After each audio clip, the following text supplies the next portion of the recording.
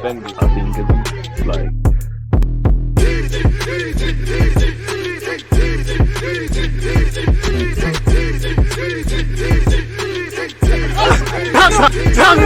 People deluded, I'm back again. Come on, Ian.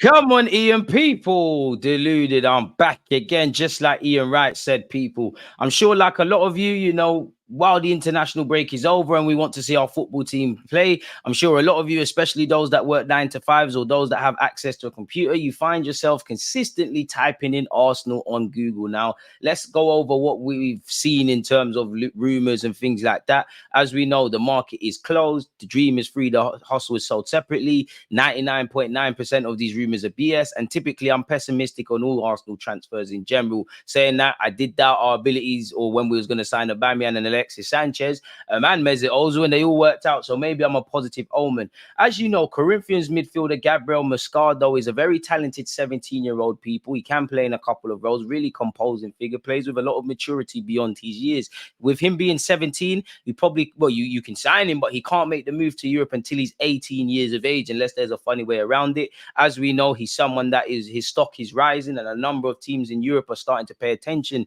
to the young Corinthians lad. Chelsea had a bid rejected for him, just like the Norwegian youngster Nusa, who's excelling at international level for Norway. And I've got a video coming out on him as well. But in relation to this, people, Sports Witness has said Arsenal analysing Brazilian midfielder transfer set to cost over 23 million. Arsenal are one of the clubs interested in Corinthians midfielder Gabriel Moscardo, according to reports from Brazil. The youngster has been drawing big attention from Europe recently, with Chelsea reportedly placing a couple of bids for his transfer. Barcelona were also linked this week, and that's the reason journalist George Nicola now shares a story on the whole situation. The reporter managed to speak to one of the player's agents, who at first claimed there's nothing from the Camp Nou side so far, as the only club who have made bids with Chelsea. As you know, Barcelona probably got to try and do what Real Madrid are doing, because any sort of South American wonder kid, it seems like Real Madrid are on the case. They got Endrick now. Barcelona did sign Victor Osimhen. Obviously, Edu, who is our sporting director, is Brazilian. We obviously got Gabriel Martinelli from Brazil. We need to find emerging talents. And in general, you should be doing that. If there's a young, exciting player with potential to be a quote-unquote star and things, clubs should be looking at them. Just because they're scouting doesn't mean they're going to make a move at any time. But with what he's doing so far, everybody in Europe, you're going to have the Arsenals, the Chelseas, the Barças, the Man Uniteds, the Real Madrids, etc. You're obviously going to have the Anderlechts, the Leipzigs, the Benficas, them kind of clubs that take these players and act like an intermediate step before selling them. For instance, that Benfica can kind of sign these man for 23 odd million quid, and then they'll sell them for a tenfold. You've seen it with many a player, David Luiz, Di Maria. Enzo Fernandez was at Benfica for 2 minutes before Chelsea bought him. You could see why, people. So it makes sense. But going on, people, the same rep came up with a list of European clubs who have been analysing Moscardo. Those are Barcelona, Real Madrid, Chelsea and Arsenal. It's not yet clear how advanced the Gunners' interest is, but it's clear they're still to make a concrete move for the signing. So he's probably a player we have an admiration for the talents, one we're monitoring. But in terms of talking to his advisors, seeing the feasibility of a deal with his club and his agents, a deal seems a long way off. Maybe it's one that's monitored, but Chelsea are plucking these guys from all over and look to probably sell them for a profit one day or develop them to the first team. So maybe we have to get a move on. Arsenal just need to be aware that Chelsea already offered 20 million and 23 million, with both bids being rejected by Corinthians. So it becomes clear that the 17-year-old won't be a cheap signing next year. Clearly won't be. Moving away from that, allegedly, Mikel Arteta has held talks with Osimhen's reps over a move to the Emirates Stadium, says 442. Arsenal want to bring a physical striker in, with Mikel Arteta holding talks with Victor Osimhen, says Mark White. Allegedly. That's according to one source. Now, any journalist can say sources or there's a source and things. They got more source than probably Weatherspoons and whatnot. That's according to one source who claims that the prolific Nigerian is one of several targets for Mikel Arteta in his search for a physical striker. Despite being blessed with an array of options at 9, we've got 2 out-and-out strikers in Jesus and obviously Eddie Nketiah is doing quite well. Both of them are. You do have Trossard, Havertz, people of that ilk that can play as quote-unquote false nines. And Havertz has been mentioned there. Napoli star Osimhen is the pick of the bunch, with Mikel Arteta confirmed to be a fan by journalist and author Charles Watts. According to Watts, Osimhen's agents travelled to Gunner's London Coley training base to hold talks over a move over the summer of 2022. Obviously, that didn't happen because we got Gabriel Jesus, as you don't know. But what's insist that the next priority for a transfer is the front line. I wouldn't be against it. I think, you know, if Jesus can get 20, 30 league goals, if Eddie can chip in when he gets minutes, if the Trossards, the Sakas, the Martinellis, the Kai Havertz, you know, the Odegaards, if these lot keep making us an all-rounded team of goal scorers, then we go from a team that's got 80 odd goals last season to 100. That turns some defeats into draws, that turns some draws into victories, and ultimately just means we have more layers and ways to play, really. And especially because where Jesus is concerned, he's quite versatile, can obviously play out wide. Allegedly, Osimhen's about to sign that new contract with Napoli. I presume there's some sort of agreement in that new contract that he'll be able to go if a certain fee is met, but that's going to be a very, very big fee. Now, that's where I'm a bit pessimistic because they signed him for 75 million euros from Lyon. Napoli are notoriously difficult to do business with. The striker market is quite dead, and you'd imagine if Osimhen made it clear he wants to leave and is genuinely available, there'll be a whole host of clubs. And also, unless that fee is in legal writing, legality, whether that's a release clause or a proper agreement that bids of this will be accepted, then it doesn't really mean anything. In fact, it's a good reward for him and what he's achieving at Napoli, and it means they're in a stronger negotiating position. So maybe, you know, we'll put the bag down, but it's going to cost a lot of money, really and truly. So we'll have to see. And also, Leo probably have a sell-on clause as stated here.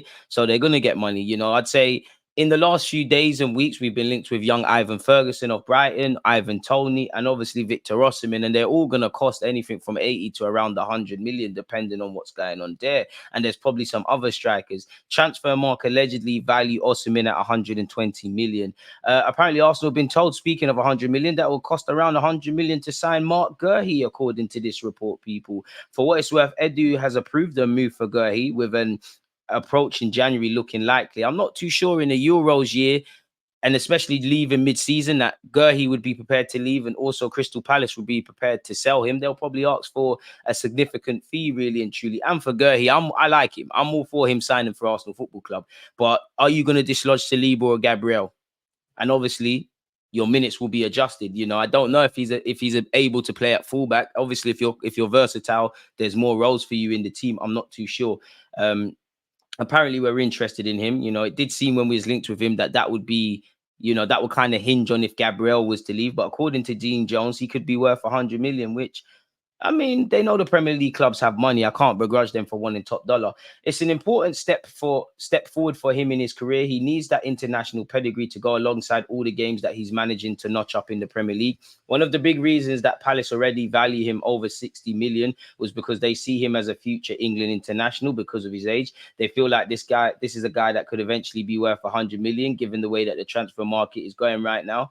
Can't disagree with that. His price tag has already gone up just off the back of the international break. He's obviously contracted until 2026. There's also an English tax and an inconvenience fee, so it will cost a lot of money. Once again, Arsenal allegedly are in advanced talks with Martin Odegaard over a new contract, and apparently Benjamin White isn't too far behind. Odegaard's in advanced talks over a new contract. Hopefully it's a 4 or 5 year deal. Apparently there's been positive talks over an initial 4-year deal. Hopefully there's an option of another year, and you'd imagine he'd get an increase on his wages of £120,000 a week. And on one hand, I don't want to praise a club for doing what you should be doing, but it is nice to know that players want to stay. We're tying people down. As you know, Saka, Saliba, Martinelli, Ramsdale, and Nketiah, Nelson have signed new deals. Odegaard and Benjamin White probably not too far behind in that regard. So it would be nice, really and truly. So we'll get over the line. And apparently Benjamin White, despite having 3 years left on his deal, is in line to get a new deal. Talks over new terms are expected to get underway in a matter of weeks as Arsenal look to nail down the services of two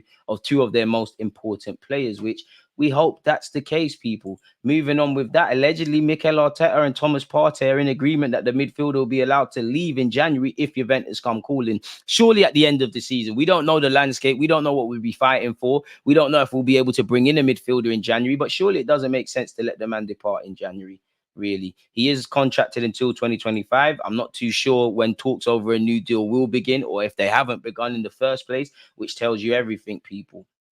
So we'll have to see. But once again, for what it's worth, Arteta said, on Thomas Partey. Thomas is a super important player for us, and for me, I want him to be part of the team, that's for sure. That would probably have been said by Arteta when speaking about Granit Xhaka once upon a time. I do like Partey's quality, but we do need that long-term Partey replacement. If Declan Rice is going to play as a 6 or an 8, obviously we revise that, but I do think we need a midfield body, and we've seen Granit Xhaka leave, with El Nene and Jorginho probably being on the wrong side of 30, you know, with Lokonga being inconsistent, and we hope he can do something at Luton. We probably need one more midfielder, whether that's a 6 or an 8 or a midfielder in general. But yeah, people, that seems to be everything there is. Let me know your thoughts on Thomas Partey, on Odegaard and Benjamin White's new deal, on potentially Victor Osimhen signing for Arsenal if it was to happen. Would you actually want Osimhen, or would you prefer Ivan Toney or Ferguson or scouts to do their jobs? Let me know your thoughts on everything we've discussed. Don't forget to smash the like button, subscribe, turn on your notification bells for all the other videos. Most importantly, stay blessed, stay safe, enjoy your day/week/weekend.